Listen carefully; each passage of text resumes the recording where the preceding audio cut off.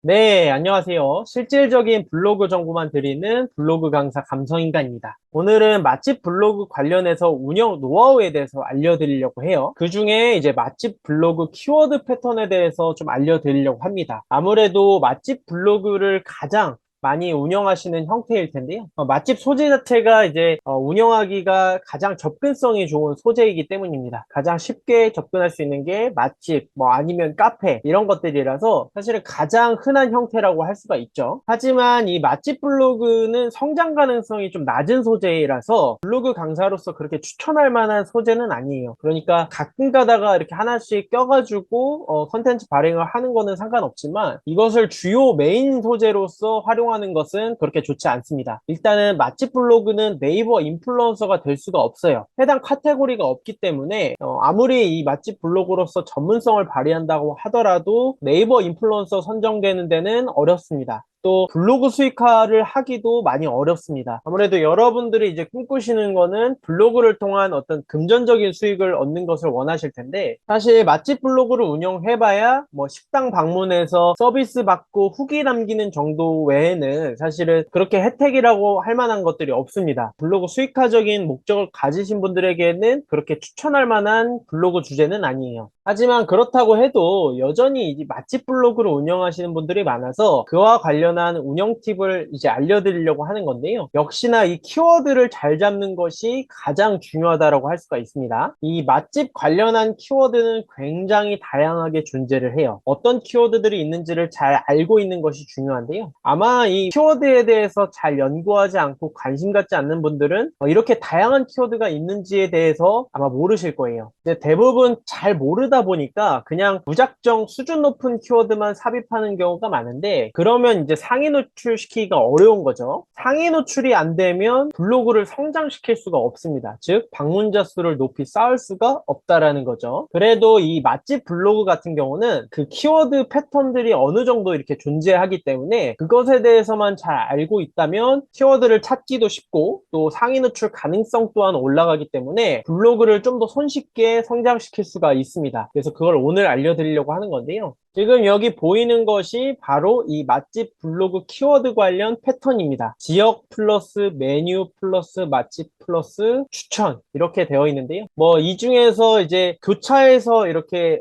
섞여서 키워드 형태가 존재할 수 있는 거고요. 꼭 이 네 가지 형태들이 다 플러스가 되어야지만 맛집 관련 키워드가 되는 것은 아닙니다. 이 지역에는 뭐 번화가가 포함될 수도 있고요. 전철역이 포함될 수도 있습니다. 그래서 이것은 뭐 지역이라는 이제 큰 틀로 잡은 것이고요. 또 메뉴는 다양하게 존재를 하겠죠. 뭐 돼지고기, 소고기 등등한 모든 메뉴 형태들이 여기에 다 들어갈 수가 있는 것이고 또 맛집이라고 여기 포함되어 있는 것도 밥집이 들어갈 수도 있고 술집이 들어갈 수도 있고 뭐 식당이 들어갈 수도 있고 이렇게 다양하게 들어갈 수가 있습니다. 또 그 뒤에 추천이 붙냐 안 붙냐 에 따라서도 또 키워드가 다르게 존재할 수 있는 것이죠. 그래서 예를 들면 뭐 홍대 맛집이라고도 이제 키워드가 될 수가 있고 홍대 밥집, 홍대 술집, 홍대 식당 또 여기에 또 메뉴가 들어가서 홍대 고깃집, 홍대 백반, 홍대 소고기집 이렇게 또 들어갈 수가 있는 것이고요. 또 앞에 지역이 좀 달라져서 뭐 신촌, 뭐 돼지고기 맛집, 홍대 입구역 이것은 이제 전철역이 되겠죠. 홍대 입구역 맛집 이렇게도 이제 키워드가 존재할 수가 있는 것이고 메뉴에 따라서 신촌, 뭐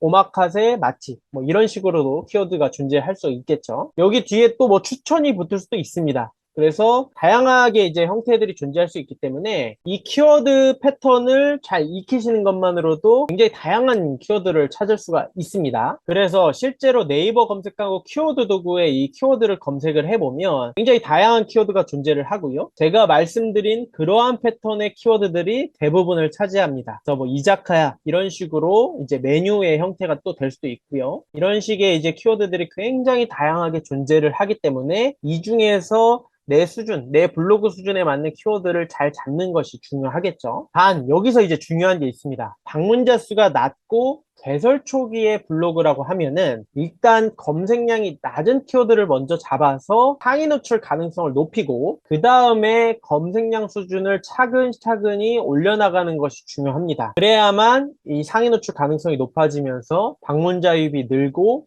또 블로그 지수가 성장할 수 있는 것이겠죠? 많은 분들이 이게 터무니없이 센 키워드만 고집하시는데 그러면 상위 노출 가능성이 떨어집니다. 그러면 방문자 유입도 떨어지겠죠. 일단은 내가 올릴 수 있는 수준의 블로그 키워드 수준이 어느 정도인지 그 검색량을 기준으로 일단은 파악하시는 것이 중요합니다. 그래서 굉장히 다양한 맛집 키워드 중에서 내 블로그 수준에 맞는 키워드가 어느 정도인지를 잘 찾는 것이 중요하겠죠. 그래서 이러한 맛집 관련 키워드들을 정확히 파악하고 있는 게 중요하고요. 그것을 잘 활용해서 적절한 키워드를 골라서 삽입해야지만 블로그 성장을 시킬 수가 있다는 것을 강조를 드립니다. 카페도 비슷합니다. 카페 키워드도 거의 비슷한 형태로 존재를 하고요. 앞으로 이와 같은 이제 굉장히 실질적인 정보를 좀 드리려고 하는데 제게 이제 어떤 무료 코칭을 좀 받고 싶다라고 하시면은 하단 댓글에 한번 오픈 채팅방 링크를 띄워 드릴 테니까 한번 입장해 보세요. 좀 더 이 유튜브를 통해서 다양하게 알려드릴 수 있는 부분들을 오픈 채팅방을 통해서도 좀 알려드리고 그것을